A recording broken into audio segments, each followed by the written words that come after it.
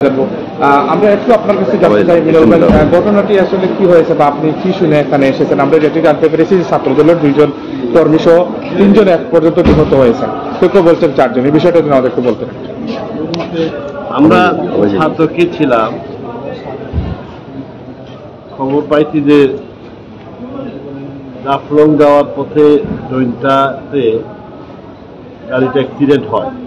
এই গাড়িতে আমাদের ছাত্রদলের নেতৃবৃন্দ ছিলেন।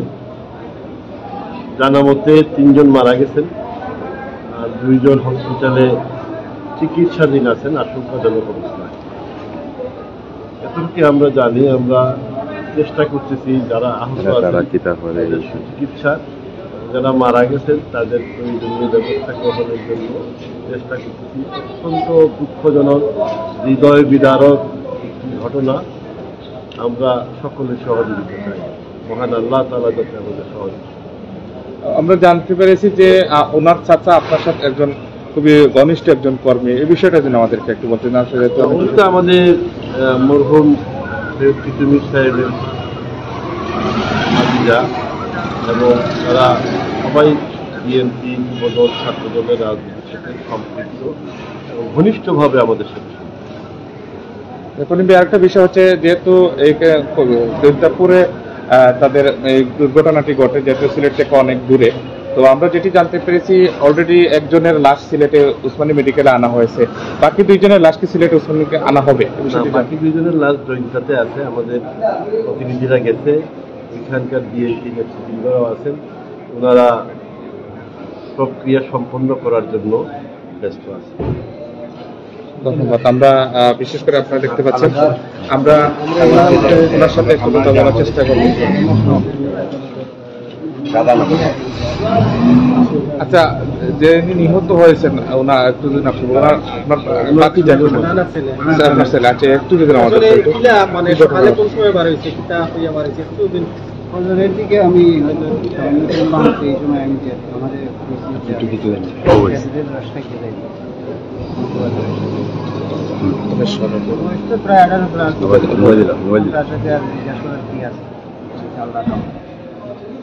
18 বাড়িতে আছে হে বার থেকে গেছে মানে বাসা থেকে সাত পয়সা দিয়ে গেছে মানে হে খেজুরের রস খাইতে গেছে মারে সবনারই কইছে মার্কেটে এরকম হইও বাইরে। আপনার ছেলে মেয়ে কয়জন? এক ছেলে 3 ছেলের বয়স কত হইব? 18 প্লাস। আচ্ছা, আপনার কি করতে? আপনার বাড়ি সাতক উপজেলা রাধানগর গ্রাম। আর আপনার নামটা একটু বলতে হবে। আব্দুর রহমান। আচ্ছা, আপনার ছেলের লাশ কি কেন আইছেন না জানতে পারছি?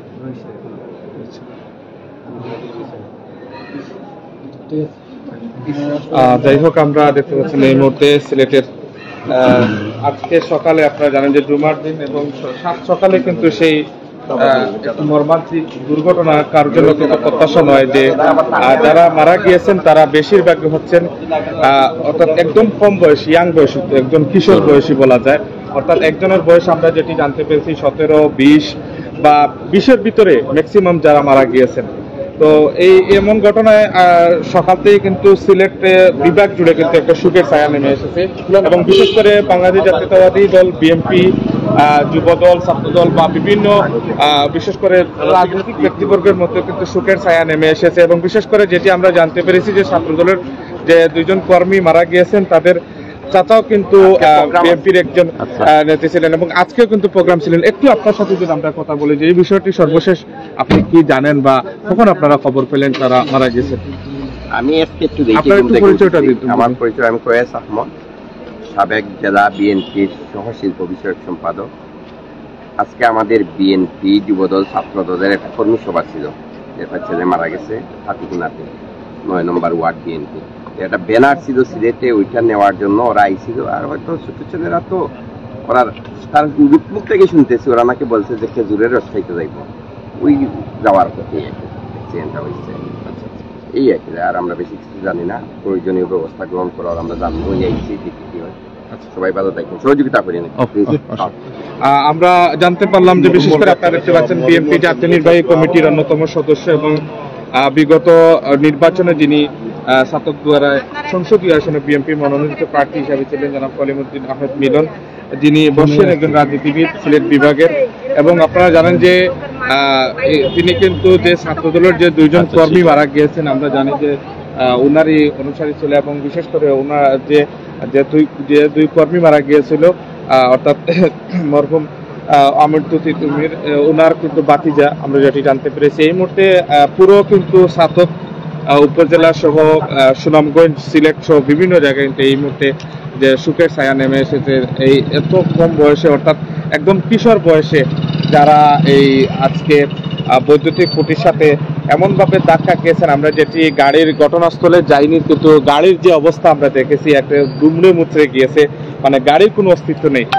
আপনার যদি গাড়ির অবস্থা যদি আপনারা দেখতে পান, বুঝতেই পারবেন যে কি পরিমাণে সেখানে গতিবেগ ছিল এবং কতটুকু দুর্ঘটনা ক্ষয়ক্ষতি হয়েছে। এখন পর্যন্ত কেউ কেউ বলছেন, বিভিন্ন নিউজেও কিন্তু আমরা বিশ্বস্ত সূত্র এবং স্থানীয় সূত্র থেকে যেটি পাচ্ছি, যে কেউ কেউ বলছেন 4 জন নিহত হয়েছেন এবং কেউ কেউ বলছেন 3 জন নিহত হয়েছেন। সর্বশেষ যেটি আমরা জানতে পেরেছি, ছাত্রদলের যে 2 জন নিহত হয়েছেন তারা কিন্তু সিলেটের যে ছাতক উপজেলায় তাদের বাড়ি, এবং বাদবাকি যাদের পরিচয় কিন্তু এখন পর্যন্ত পুরোপুরি আমরা শিওর হতে পারিনি, যেহেতু আপনারা জানেন যে সিলেট শহর থেকে জৈন্তাপুর কিন্তু একটু দূরবর্তী একটি এবং সীমান্তবর্তী একটি উপজেলা, এবং তার জন্য কিন্তু মূলত এই ব্যাঘাতটি ঘটছে। এবং আজকে আপনারা জানেন যে পবিত্র শুক্রবার জুমা দিন, আজকে কিন্তু ম্যাক্সিমাম কিন্তু বিভিন্ন সরকারি যে প্রতিষ্ঠানগুলি রয়েছে সেগুলো কিন্তু বন্ধ, বা বিশেষ করে দোকানপাট বন্ধ। অর্থাৎ আজকের এই শুক্রবারে সকালে কিন্তু এই ধরনের একটি নিউজ হবে, বা এই ধরনের একটি নিউজের জন্য কেউ কিন্তু প্রত্যাশিত ছিল না, যে বলা যে বৈদ্যুতিক খুঁটির সাথে এতটাই দ্রুত থেকে সেই কাজটি সংগঠিত হয়েছে, যেটি আপনারা যদি সরাসরি যারা রয়েছেন তারাও কিন্তু আমাদেরকে জানিয়েছেন, এবং আমরাও কিছু কিছু ছবি কিন্তু ইতিমধ্যে সোশ্যাল মিডিয়াতে ভাইরাল হয়েছে। খুব দ্রুত দেখছিল, যার কারণে কিন্তু সেই কারগুলো তুলে মুছড়ে গিয়েছে। এখন পর্যন্ত আমরা যেটি জানতে পেরেছি যে 3 জন নিহত হয়েছেন, একজনের লাশ কিন্তু সিলেটের এমএজি উসমানী মেডিকেলে অনেক আগে কিন্তু আনা হয়েছে, এবং বাকি 2 জনের লাশ কিন্তু এখনো পর্যন্ত জৈন্তাপুর থানা রয়েছে।